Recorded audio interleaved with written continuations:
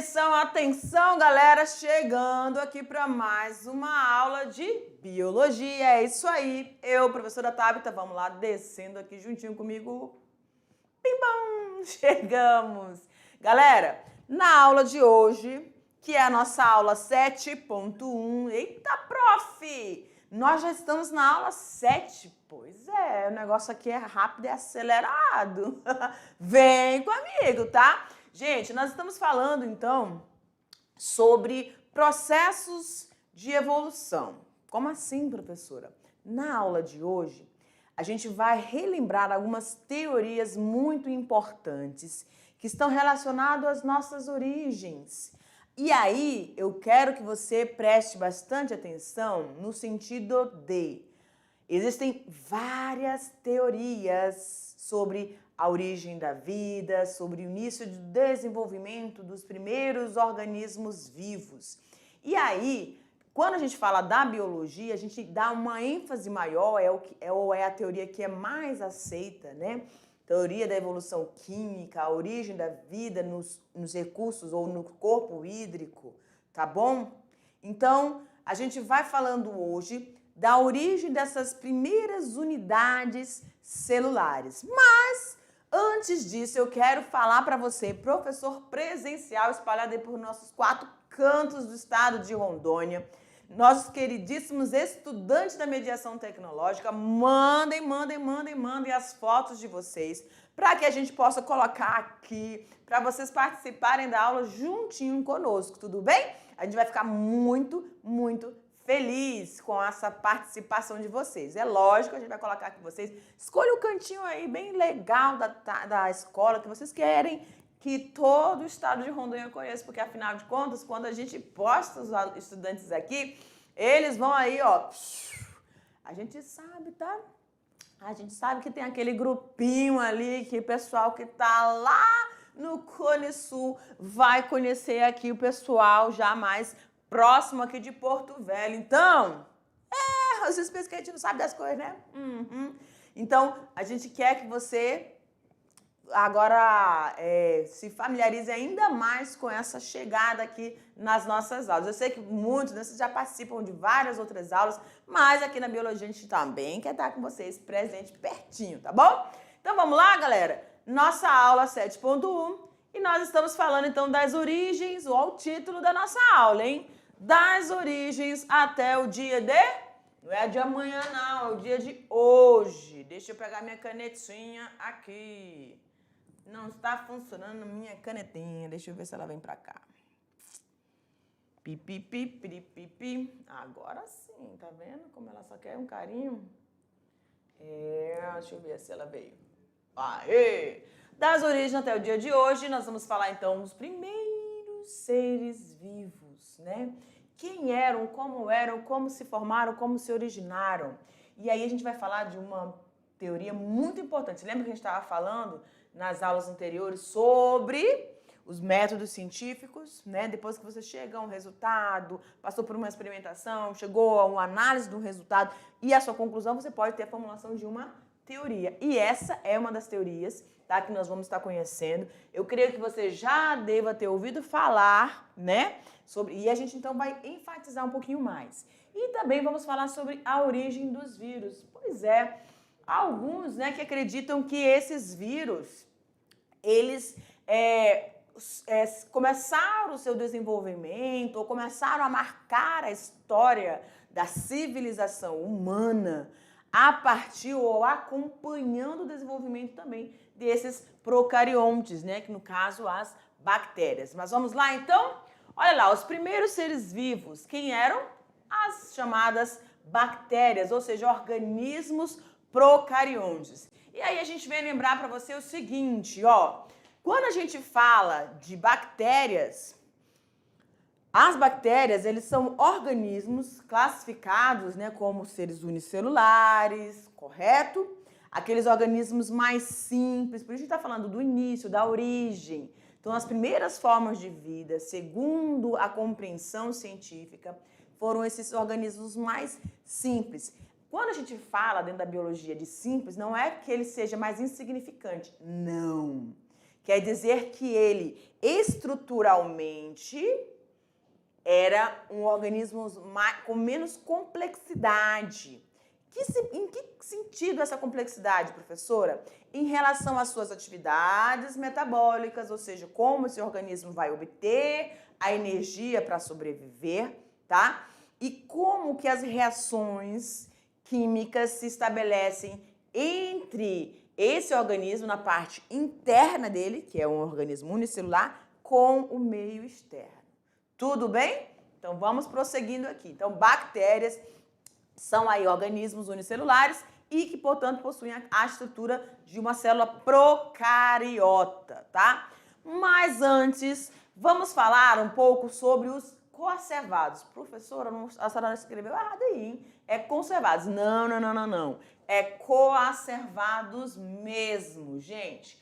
O que eram ou como que a ciência começou ou deu nome a isso? O que é isso, na verdade? A gente está falando da origem da vida, dos primeiros organismos vivos, no caso a gente já sabe que eram seres unicelulares, e o que tem esse coacervados a ver com tudo isso?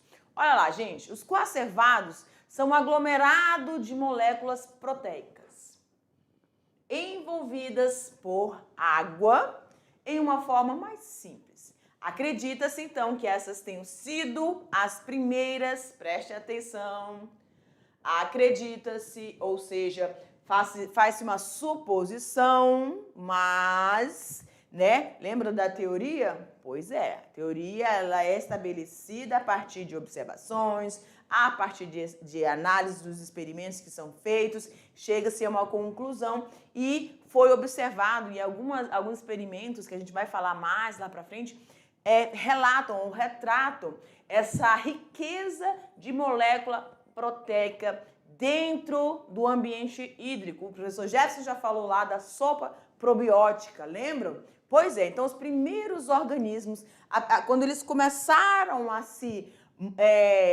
formar a partir dessa molécula proteica, juntamente sendo compartimentalizada com a água, formou-se então os coacervados. E eles são considerados para o mundo científico como as primeiras formas de vida que surgiram na Terra, tá bom? Agora olha só, vamos então falar sobre os nossos procariontes, que são as bactérias. Então deixa eu só abrir um parênteses aqui, vem comigo, diretor. Ah, minha diretora, rapaz, agora é um diretor, é uma diretora, é um diretor, olha lá. Presta atenção. No ambiente hídrico, tá? Nos inícios das chuvas, as primeiras chuvas que caíram e incidiram sobre a face da terra, foram começando a acumular corpos hídricos, muita matéria orgânica, muito material, e foi se unindo nesses corpos hídricos, começaram então essas moléculas a se unirem, formando os coacervados. A partir desses coacervados, tá, que ainda não era considerado uma estrutura celular, mas era o início desse processo, surgiram então os procariontes, tá? Esses procariontes, eles então vão passar por um processo da vida no nosso planeta e alguns deles vão se tornar parasitas dos organismos que foram evoluindo a partir do processo de modificação. Quando a gente fala de evolução, a gente está falando do processo de modificação de todo o planeta Terra. Todo o planeta Terra estava sofrendo mudanças muito bruscas no seu início, até alcançar uma estabilidade. Quando a gente está estudando, por exemplo, os vegetais, um parênteses aqui, quando a gente está estudando os vegetais, a gente tem lá o início da formação do solo, aí vem os primeiros vegetais, né? Os líquens, aí vem as briófitas, pteridófitas. Professora, eu não lembro disso não, mas tem. E aí a gente chega à formação de uma floresta primária, secundária, ou seja, sucessões ao longo, isso no meio vegetal.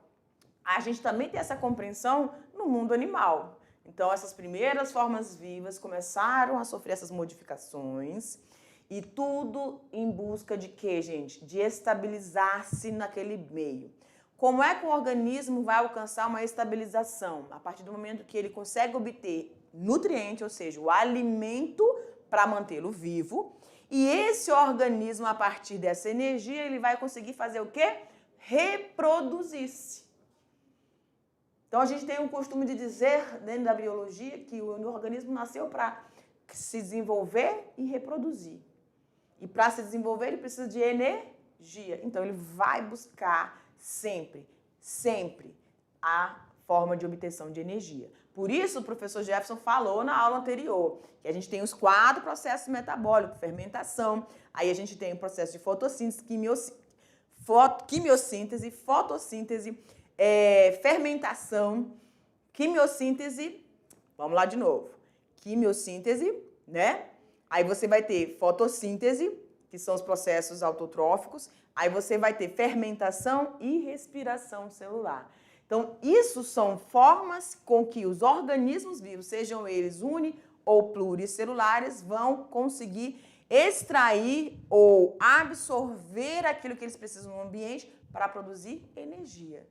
Então, a gente vive fazendo isso, produzindo energia, consumindo energia, se desenvolvendo e reproduzindo para povoar. Porque se parar de povoar, acabou, né? Acabou a população, acabou o planeta, porque que vai ser isso vai ser utilizado por quem? Tudo bem?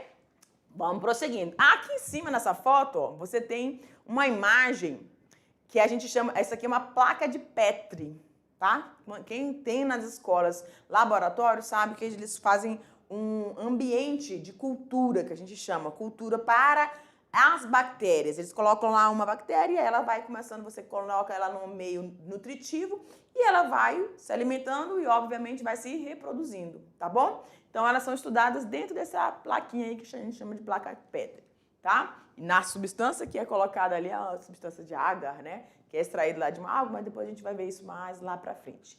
Então, vamos continuar aqui. Pode abrir, meu diretor? Tchan, diretor. Muito bem. Olha só, gente. Então, esses primeiros organismos, seres unicelulares, né? Classificados e identificados como procariontes, são organismos mais simples, tudo bem? Por que eles são considerados simples? Porque eles apresentam menos estruturas, uma complexidade de estruturas menor. Quando você a gente solicita você que você faça um desenho, normalmente eu peço muito isso no fundamental. Esquematiza para mim aí uma célula procariota e uma célula eucariota. Vocês vão rapidinho, ou se a gente pede uma maquete, rapidinho vocês constroem a procariota. Por quê? Porque ela é uma célula simples. O que ela tem? Ela vai ter uma parede celular, ela vai ter uma membrana celular, né, uma membrana plasmática, correto? E aí ela vai ter dentro dela o citoplasma, que essa parte é amarelinha aqui no caso da imagem, tá certo? E aí, todo esse novelado aí escuro, a gente chama de nucleóide, onde nós vamos ter a presença do material genético. Tudo bem? Então, o nucleóide é a região onde nós vamos ter a presença desse material genético. No caso da célula procariota, você vai ter ele aí disperso, livre, solto, dentro da estrutura do citoplasma. E esses pontinhos, professoras, que quando a gente pede para vocês fazerem a maquete, vocês vão colocar aí carocinhos, sementinhas de alguma coisa. Normalmente, sementinha de mamão fica bem legal, né? Dependendo do tamanho do teu protótipo aí da maquete. Aí você coloca lá as sementinhas, isso são ribossomos. Eles vão ajudar nessa síntese de proteínas para o processo aqui de liberação, produção, né? Para o desenvolvimento desse ser procarionte. Tudo bem? Aí vamos então a uma avaliação, uma análise do que a gente tem de conhecimento sobre esses procariontes. Então nós temos aí, ó, 0,00 micrômetros, 9, né, micrômetros cúbicos. O que é isso, professora? É a menor bactéria encontrada. Isso foi encontrado, né, esse registro foi feito de 2015, já tem um tempo, né? Com certeza a gente pode ter algumas outras, né, que a gente precisa pesquisar, se inteirar para ver essa questão. Mas até então, a gente tinha aí o conhecimento dessa bactéria que foi encontrada por uma equipe de pesquisadores da Universidade da Califórnia, né? Quando essas foram congeladas a uma temperatura a menos de 272 graus Celsius. Gente, é muito frio, né? E fotografada por microscópio eletrônico. Claro que desse tamanho só pode ser visualizado com microscópio eletrônico, que é como se fosse uma televisãozinha ligada a um computador, né? E aí ela aumenta, sei lá, inúmeras vezes mais a imagem para você conseguir percebê-las, tá? E também com a técnica de varredura do criogênio, ok? É interessante destacar, deixa eu vir para cá. Esses organismos muito microscópicos, eles, ao longo de outras pesquisas, por exemplo, você está fazendo um trabalho sobre, como aconteceu recentemente, eu não me recordo qual foi a universidade, não sei se foi a Federal, do Rio de Janeiro ou do Rio Grande do Sul, não estou lembrada bem. Mas eles estavam fazendo uma pesquisa, né, no campus da universidade, e aí eles identificaram um organismo invertebrado muito pequenininho presente ali no tronco das árvores. Eles estavam procurando esse inseto microscópico? Não, mas eles conseguiram identificar. Então, muitas coisas acontecem inesperadamente, como a descoberta da penicilina. Foi algo inesperado, né? Mas funcionou. A descoberta dos próprios vírus também. Eles não estavam pesquisando, não estavam mirando no vírus e acabaram por encontrá-lo, descobri-lo. Então, a ciência ela é assim, ela é feita e construída com observações. Às vezes se mira numa coisa e outra situação se revela a você. Você vai ficar aqui? Não, porque a ciência ela não pode ficar fechada. Ela tem que ter uma visão ampla. Então, eu estava mirando aqui, mas eu observei outra coisa acontecendo ao redor daquele meu ponto de pesquisa. E aí eu posso desviar, posso ir e fazer algumas inferências ali e, quem sabe, aquilo vai se tornar, a partir de então, o meu foco de pesquisa. Tudo bem? Então, vamos prosseguir ali. Pode abrir para mim. Células procariontes, a gente tem essa imagem aqui, que é uma célula bacteriana, que aqui no caso ela tem 3 flagelos, né? Ela tem esse formato, as de bactérias, gente, elas têm vários formatos. Tem os que a gente chama de cocos. Aqui é o bacilo. Tem o vibrião, que parece uma minhoquinha enroladinha, tá? Tem vários tipos, diplococos, estafilococos. Então, os formatos das bactérias eles são bem diferenciados. Mas aqui a gente tem um bacilo e aí aqui ele tem vários pelinhos ao longo, né, da sua estrutura externa, tá bom? Essas células procarióticas apresentam uma estrutura bem simples, tendo poucos orgânulos e caracterizando-se então pela ausência de um núcleo. Ponto. Esse é o ponto-chave quando eu falo de uma célula procariótica, ou seja, de uma célula simples, tá? Então, eu tenho como se fosse uma cápsulazinha, dentro dessa cápsula, eu já abro essa cápsula, já chego no material mais importante, que é o material genético. Deixa eu colocar aqui um azulzinho, ver se sai. Aqui, ó, tá? Então, você tem o material genético dele aqui, o DNA, da célula bacteriana. Não se esqueça que ela vai ter essa cápsula, vai ter uma membrana, vai ter para chegar aqui no citoplasma, que no caso aqui dessa imagem vai ser a figura ou essa parte azulzinho, claro. Tudo bem? Então, são seres realmente mais simples. E a ausência dessa carioteca, ou a ausência dessa membrana nuclear, é que identifica uma célula procariótica, tá bom? Onde o material genético vai estar naquela região que a gente mostrou na figura anterior, o nucleóide. Ali, aquela regiãozinha lá, tá? E aí, a partir de observações, análises, eles eles elaboraram a teoria da simbiose. O que é a simbiose? A simbiose é quando os organismos, né, dois organismos, eles vão começar uma existência benéfica, né? E aí, o que a gente tem em relação a essa teoria? Preste bastante atenção nesta imagem, tudo bem?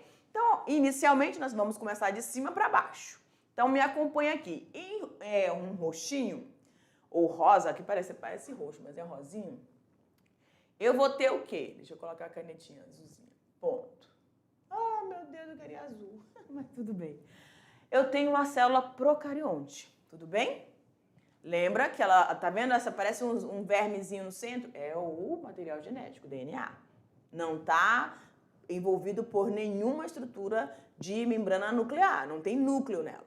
Tá bom? Célula procarionte. Ok. Aí você tem, ó, um procarionte aeróbio de vida livre. Quem é, professor? Aqui, ó. Um procarionte de vida livre, tá? Vai se aproximando dessa célula procarionte pré-existente. E aí, o que vai acontecer? Vamos seguir nessa linha, como se eu tivesse uma linha aqui, ó. Tá bom? Então, a gente tem essa situação e essa situação. Presta atenção aqui comigo.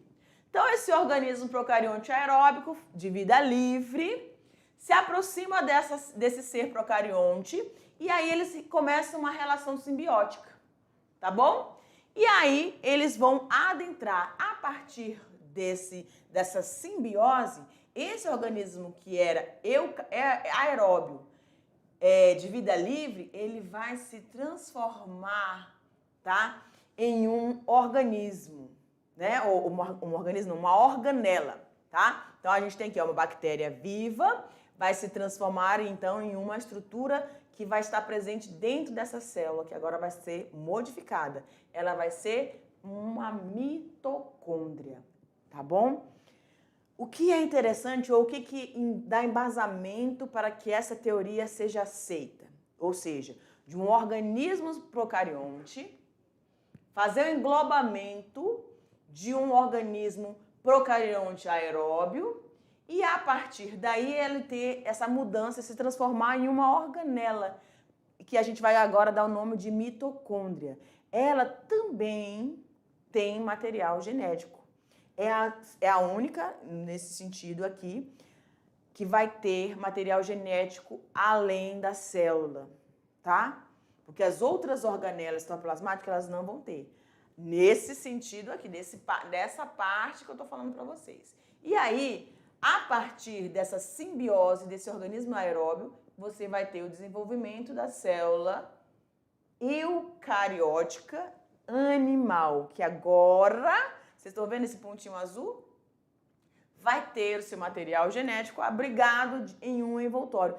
Houve um processo de invaginação da membrana, e essa membrana começou a formar vários compartimentos, e aí deu o desenvolvimento da membrana nuclear, e a partir daí você tem uma célula agora não mais procariótica, mas uma célula eucariótica. Tudo bem? Ok, isso eu estou falando nesse lado aqui da minha imagem para a origem de uma célula eucariótica animal. Você está vendo o formato dela, que é diferente. Agora vamos passar para cá, tá? Então, um organismo procarionte, ele se deparou com outro procarionte, agora fotossintetizante, detalhe, de vida livre. Aqui nós tínhamos um aeróbio de vida livre, tudo bem? Aí, ó, ele chegou aqui, vai ser englobado também, e aí ele vai se transformar em uma estrutura que a gente vai dar o nome de cloroplasto. Que é que ele vai dar origem a uma célula, uma outra célula, agora com formatos diferentes e com essa estrutura diferenciada. Então, aqui, na animal, você tem a mitocôndria e na vegetal você tem os cloroplastos. Então, vão dar origem às células, duas células eucariontes, a partir da simbiose desse ser procarionte com esse ser aeróbio e esse ser fotossintetizante de vida livre. Tudo bem? Creio que deu para compreender, né? Então, a partir de uma célula eu tenho o surgimento de outra célula, ou seja, ela vai ser chamada de eucarionte. Por quê, professora? Porque ela vai ter um envoltório nuclear, o material genético agora vai ser abrigado dentro desse envoltório nuclear, que é essa parte azulzinha, tá bom? Só que eu vou ter eucarionte animal e eucarionte vegetal. O que vai diferenciar? Em um eu vou ter a presença do cloroplasto, que foi a origem a partir de um ser procarionte fotossintetizante. E eu também posso ter a origem de uma célula eucarionte animal a partir da presença somente da mitocôndria, tá bom? Vamos seguindo? Olha lá, fique então ligado nesses conceitos. Vamos lá, anota aí para você no seu caderninho.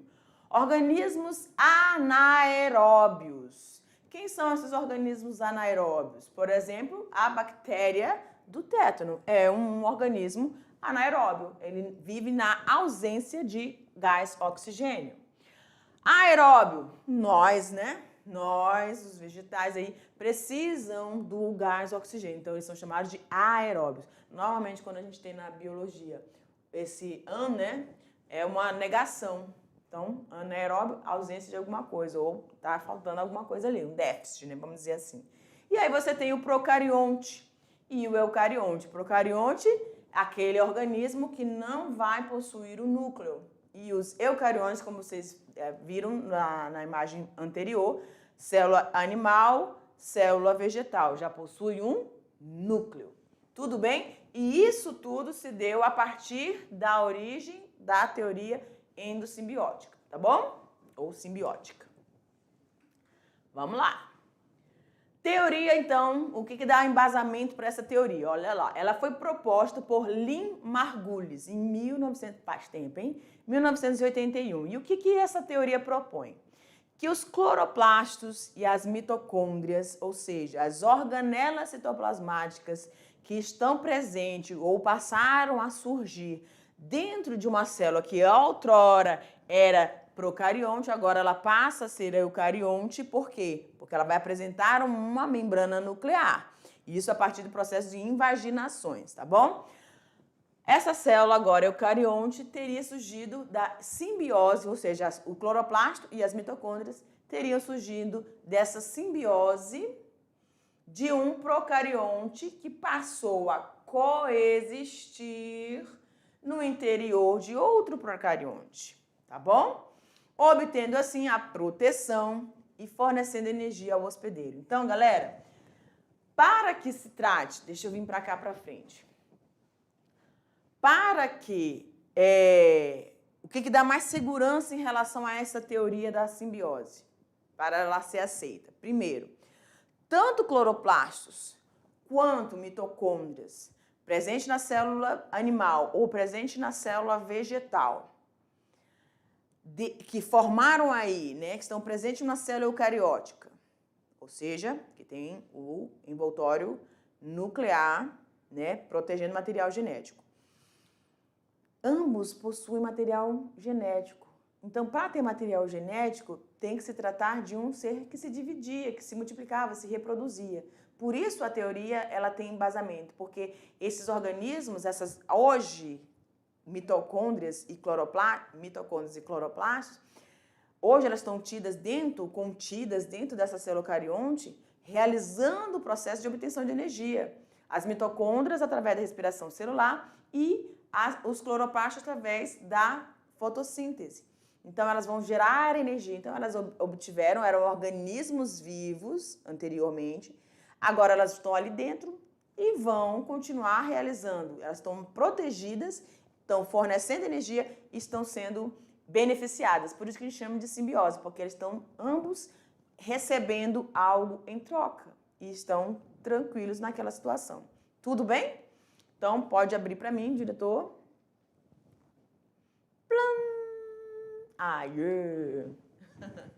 Essa relação simbiótica com benefício para ambos os indivíduos, chamada de mutualismo, teria se perpetuado e essas bactérias, então, teriam dado origem às atuais organelas denominadas de mitocôndrias e cloroplastos.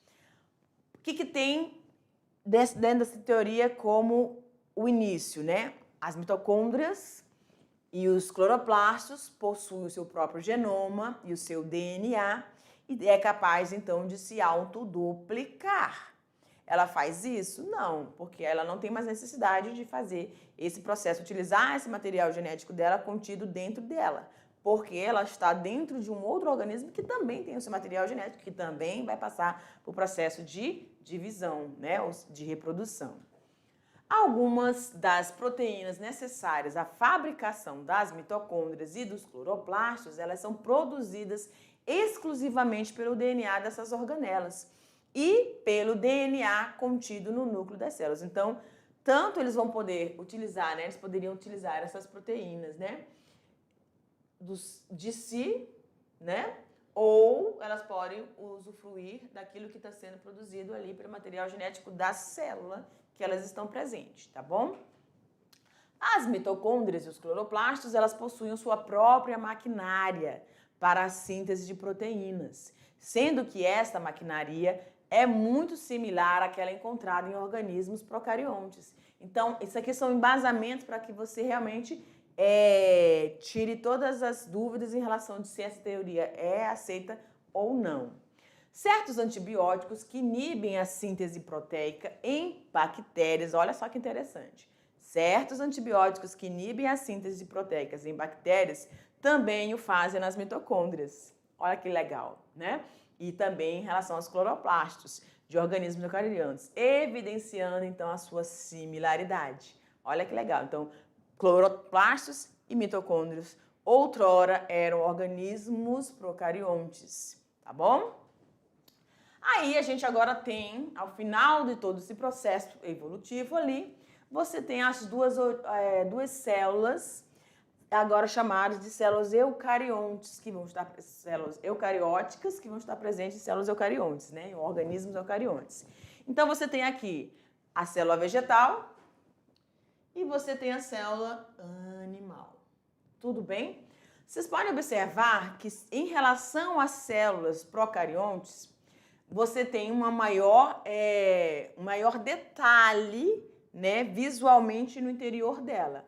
Aí nessa parte roxinha a gente consegue identificar o quê? O núcleo celular, né, e o material genético.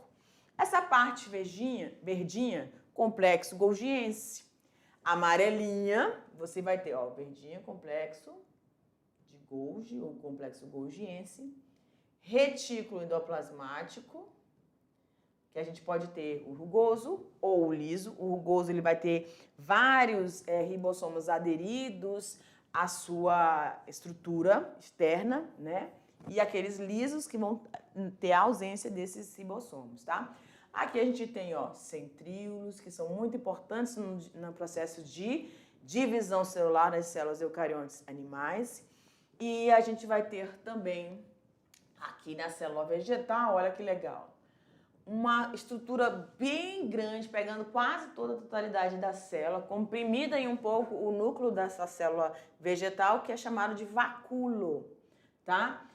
Vacúolo. Esse vacúolo acumula água e aí ele vai fazer um controle maravilhoso nessa célula vegetal, que a gente vai ver que ela pode sofrer plasmólise e deplasmólise. Ela pode murchar ou voltar ao seu estado natural, normal. Tá? Eu acho que muitos professores de biologia gostam de reproduzir isso lá no ensino fundamental e também no ensino médio, né? Para vocês acompanharem isso. Mas quando você faz uma salada, você observa muito bem isso, né? Quando você tempera, ela vai, as folhinhas vão murchando, por isso que a gente não tempera a salada logo, só na hora que vai realmente comer, tá bom?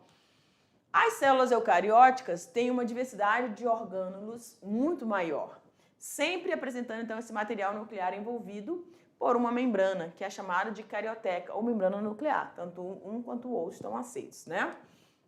Aí agora a gente tem, em detalhes, a célula animal, azulzinho claro, citoplasma, tá vendo? Você tem o complexo golgiense, as vesículas que se formam a partir ali dessa associação dos complexos de Golgi, as substâncias que são recebidas, né? Ou liberadas, né, a partir dele. Nós temos os lisossomos, que vão fazer o processo de digestão das células. Nós temos os centríolos, nós temos a membrana plasmática, retículo endoplasmático, sempre o rugoso lá próximo ao núcleo celular. Os ribossomos, que são aqueles pontinhos pretinhos que também estão presentes na célula procariótica. Os túbulos, né, proteicos, o núcleo. Aí ali também a mitocôndria, já tinha aparecido? Não, né? E o vacúolo digestivo, tá bom? Que também vão ajudar aí nesse processo, né, de liberação e de gestão aí celular. E na célula vegetal, professora, eu também vou encontrar a membrana plasmática, tá? Essa parte azulzinha aqui, mais interna, né? O que eu pensei foi bem em cima do azul claro, mas é uma partezinha mais azul escura. Aí você vai ter o vacúolo, lembra que nós falamos para lá, o controle osmótico da célula. Nós temos o complexo golgiense. Professora, eu estou visualizando aqui que na célula vegetal eu também vou ter a presença de mitocôndrias. Pois é, porque através dos cloroplastos, cadê?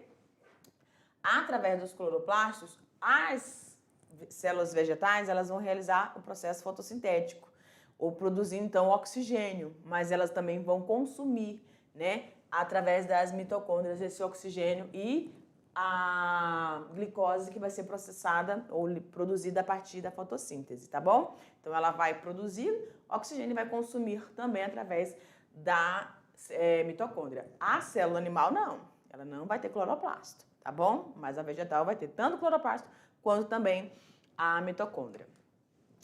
Agora, vamos falar um pouquinho sobre a origem dos vírus, né? Existem 3 principais hipóteses, lembram? Que a gente tem a teoria só quando é finalizado todo o processo. Há hipóteses, ou seja, perguntas, questionamentos, levantamentos de afirmativas sobre a origem dos vírus, né? Que em latim significa vírus, a palavra vírus significa veneno. A primeira, a hipótese de progressivo ou fuga, tá? Primeira hipótese em relação ao surgimento dos vírus na face da Terra. Afirma que os vírus originaram ou surgiram de elementos genéticos que ganharam a habilidade de mover-se entre as células. Então, a primeira hipótese é que eles fugiram, ou seja, partes de material genético de uma célula se fragmentou ou ela entrou morreu, e aí esse fragmento acabou ganhando essa habilidade. E aí se transformou essa cápsula viral, essa estrutura viral aí. A segunda, a hipótese de regressiva ou redução, que vai afirmar que os vírus são restos de organismos celulares, não só de origem de material genético, mas qualquer parte desses organismos, tá? E a terceira hipótese, que os hipótese de vírus primeiro, afirma que os vírus teriam se desenvolvido com os seus anfitriões celulares atuais, ou seja, no mesmo momento que as células procariotas estavam surgindo. Deixa eu ver se tem mais alguma coisa aqui. Ok. Deixa eu vir para cá, diretor. No mesmo momento que eles acreditam que os organismos, ou seja, aquele procarionte que passou por todo aquele processo que a gente descreveu para vocês ainda há pouco, sobre a origem, né, das mitocôndrias e cloroplastos. Ao mesmo tempo que eles estavam começando esse processo de surgimento de uma célula procarionte para uma célula eucarionte, né, com uma maior riqueza de complexidade, com um processo metabólico mais enérgico, que contém um potencial de produção de energia maior do que a quimiossíntese e do que a fermentação, que foram os processos iniciais aí, segundo a teoria autotrófica e heterotrófica, tá? Eles também começaram esse surgimento. Então, os vírus podem estar, segundo a teoria, eu queria ouvir isso aqui, diretor, aqui atrás de mim. Eles podem estar aí, aqui. Os vírus, acredito que eles possam ter tido esse acompanhamento desse processo evolutivo. É o que eu acho muito considerado, né? Em relação a esse processo de evolução dos seres vivos. Porque, na verdade, se eles são parasitas, que a gente vai estudar isso mais pra frente, são parasitas intracelulares obrigatórios, então eles têm que estar parasitando um organismo vivo, né? Acelulado, ou celular, né? Acelulado é sem. Ok, galera? Então a gente vai finalizando aqui e já já a gente vem com uma revisão. Eu te espero. Tchau!